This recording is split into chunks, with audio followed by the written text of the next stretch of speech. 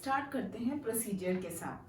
तो प्रोसीजर के बारे में पहले मैं बता देती हूँ कि हम सबको ऑनलाइन शॉपिंग के बारे में आइडिया तो है, सब कोई आजकल ऑनलाइन शॉपिंग करते भी हैं।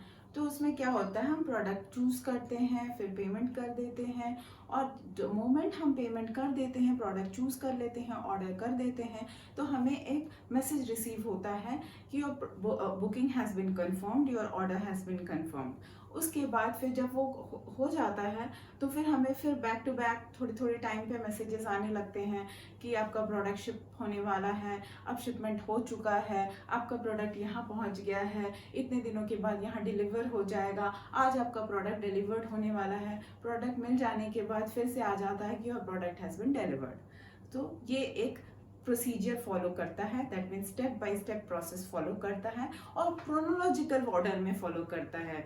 जैसे कि पहला स्टेप का पहला डेट कि इस तारीख को हमने किया ऑर्डर बुक, इस तारीख को हमारा आ गया, बुकिंग चल गया वहाँ से, उसके बाद अभी रास्ते में है। तो सब कुछ step by step date wise follow होता है।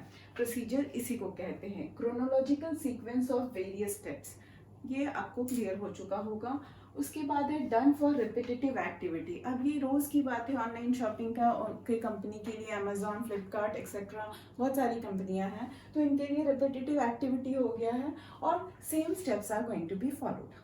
फिर आते हैं simplified work. As a result जब सेम स्टेप भी फॉलो होता है तो फिर वर्क सिंप्लीफाइड हो जाता है, इजी हो जाता है उनको करने में, और एलिमिनेट अननेसेसरी स्टेप्स। और कोई भी अननेसेसरी स्टेप करने की जरूरत नहीं होती, उन्हें पता होता है कि एक्चुअली उनको कैसे कैसे डील करना होता है। Brings uniformity of action. अब कोई भी एम्प्लॉय आए किसी भी शिफ्ट में आए, उन्हें पता है कि इसी प्रोसीजर में उनको जाना है, इसी स्टेप को उनको फॉलो करना है, तो that's why uniformity of action हो जाता है।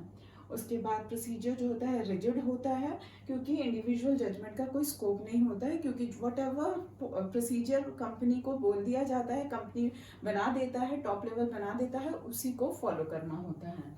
उसके बाद एग्जाम्पल है ऑनलाइन शॉपिंग, उसके अलावा और भी एग्जाम्पल मैं दे देती हूँ, जैसे रिक्रूटमेंट ऑफ एम्प्लॉयज़, तो वहाँ पे भी सेम प्रोसेस फॉलो होता है।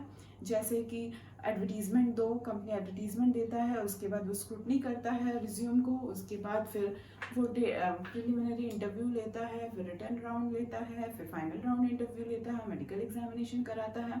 तो ये भी क्रोनोलॉजिकल वे में स्टेप बाय स्टेप फॉलो करता है। Thank you.